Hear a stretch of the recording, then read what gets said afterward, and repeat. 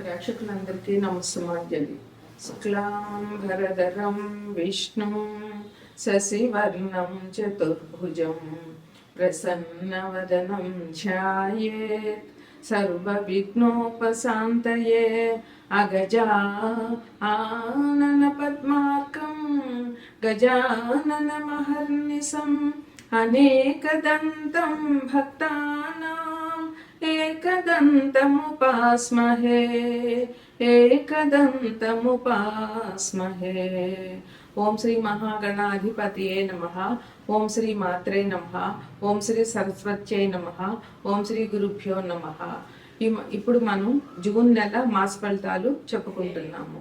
ఈ జూన్ నెల అంటే గ్రీష్మ ఋతువు స్టార్ట్ అయింది. గ్రీష్మ ఋతువు ఎప్పుడు జ్యేష్ఠ మాసం మే 28 నుంచి జ్యేష్ఠ మాసం మొదలయ్యింది. ఈ జ్యేష్ఠ మాసంలో విష్ణు పూజ అనంతంగా చేయాలి. విష్ణుమూర్తికి జ్యేష్ఠ మాసం అంటే చాలా ఇష్టమట. అందువల్ల మనం విష్ణు సహస్రనామం చేయడం, విష్ణు వెంకటేశ్వర స్వామి పూజ చేయడం, విష్ణువుకి సంబంధించిన ఏ దైవాన్నైనా 10 అవతారాల్లో ఏ అవతారంలో అయినా విష్ణుమూర్తిని మనం ప్రార్థించడం ఈ నెలలో చేయవలసినటువంటి ముఖ్యమైన పని. ఇక ఈ నెలలో 27వ తారీఖున జగన్నాథ రథయాత్ర ప్రారంభమవుతుంది. ఈ నెల 30న స్కంద పంచమి. స్కంద పంచమి అంటే సుబ్రహ్మణ్యేశ్వర ఆరాధన చాలా ముఖ్యం. ఈ మాసంలో అందరూ కూడా సుబ్రహ్మణ్యేశ్వరి ఈ నెల 30వ తారీఖున జనవరి 30వ తారీఖున జూన్ 30వ తారీఖున అందరూ స్కంద పంచమి సుబ్రహ్మణ్యేశ్వరుని పూజించాలని నా కోరిక. ఇక ద్వాదశ రాశులకి ఈ మాసం ఎలా ఉంటుందో ఎలా చెప్పాలి అని అంటే, తదుపరి కర్కాటక రాశి. కర్కాటక రాశికి అధిపతి చంద్రుడు. ఈ రాశి వారికి కర్కాటకాన్ని లగ్నం, ఈ రాశిలో కర్కాటకంలో పునర్వసు 4వ పాదము, పుష్యమి 1, 2, 3, 4 పాదాలు, ఆశ్లేష 1, 2, 3, 4 పాదాలు ఉంటాయి. ఈ రాశి వారి కర్కాటకాన్ని లగ్నంగా చేసుకుంటే కుజుడు కర్కాటకంలో ఉన్నాడు. ఆయన ఈ నెల 7వ తారీఖున సింహరాశిలోకి మారుతారు. ప్రస్తుతం సింహరాశిలో కేతు ఉన్నారు, మకర రాశిలో రాహు ఉన్నారు, కుంభరాశిలో రాహు ఉన్నారు, మీనంలో శని ఉన్నారు, మేషంలో శుక్రుడు ఉన్నారు, వృషభంలో రవి బుధులు ఉన్నారు, మిథునంలో గురువు ఉన్నారు. అంటే కర్కాటక రాశి వారికి వ్యయంలో గురువు ఉన్నారు. వ్యయంలో గురువు అంటే దైవ కార్య ఖర్చులు, వ్యయం అంటే ఖర్చులు అవుతాయి. అయితే గురువు ఉన్నారు కనుక దైవ కార్యాలకు సంబంధించినటువంటి ఖర్చులు వీళ్ళు పెట్టగలుగుతారు. అదే ఈ 6వ తారీఖు నుంచి బుధుడు కూడా మిథునంలోనికి వస్తున్నారు. 15వ తారీఖున రవి కూడా మిథునంలోనికి వస్తారు. అంటే 3 గ్రహాలు వీళ్ళ వ్యయంలో ఉంటాయి. అయితే ఈ 2 గ్రహాలు కూడా రవి గవర్నమెంట్ ఉద్యోగానికి కారకుడు, ఆత్మవిశ్వాసాన్ని ఇస్తాడు. అలాగే గురుదులు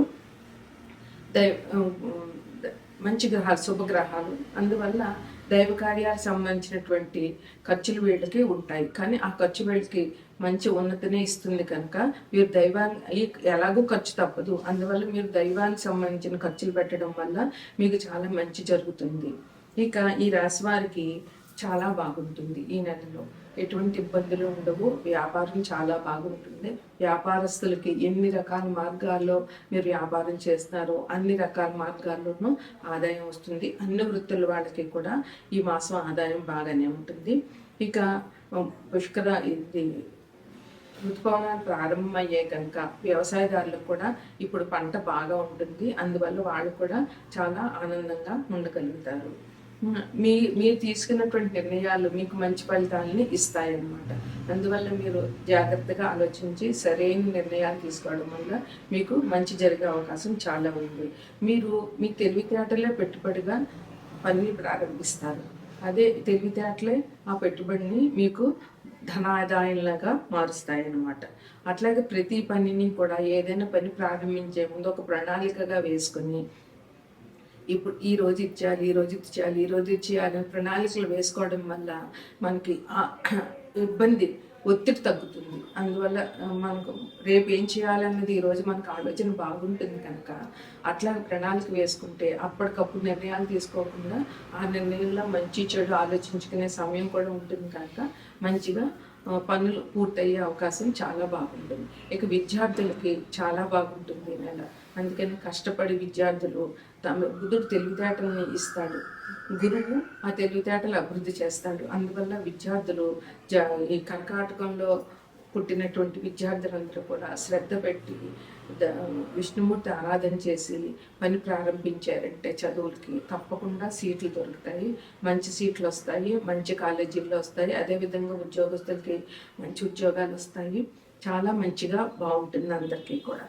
అందువల్ల ఈ రాశి వారికి మహాలక్ష్మి దేవి పూజ చేయడం చాలా అవసరము. స్కంద పంచమి రోజున విష్ణు సుబ్రహ్మణ్యేశ్వరుడు ఆరాధన చేయండి. జ్యేష్ఠమాసం విష్ణుమూర్తికి ప్రీతి కనుక జ్యేష్ఠమాసం అంతేకాక రవి గురు బుధులిద్దరికి ముగ్గురికి కూడా విష్ణుమూర్తి ఆరాధన ఇష్టము. ఇంకా కర్కాటకం అంటే చంద్రుడికి మహాలక్ష్మి ఆరాధన ఇష్టం. అందువల్ల మీరు విష్ణుమూర్తిని లక్ష్మీదేవిని ప్రార్థించి పూజించి గుడికి వెళ్ళి దర్శనాలు చేసుకోవడం, విష్ణు సహస్రనామ పారాయణం, లక్ష్మీ సహస్రనామ పారాయణం చేయడం వల్ల మీకు మానసిక ప్రశాంతత దొరుకుతుంది. మీరు మంచి అభివృద్ధి ఉంటుంది, మంచి పుణ్యకార్యాలు దైవ కార్యాలు చేయగలుగుతారు. ఇది కర్కాటక రాశి వారికి ఈ మాస ఫలితాలు.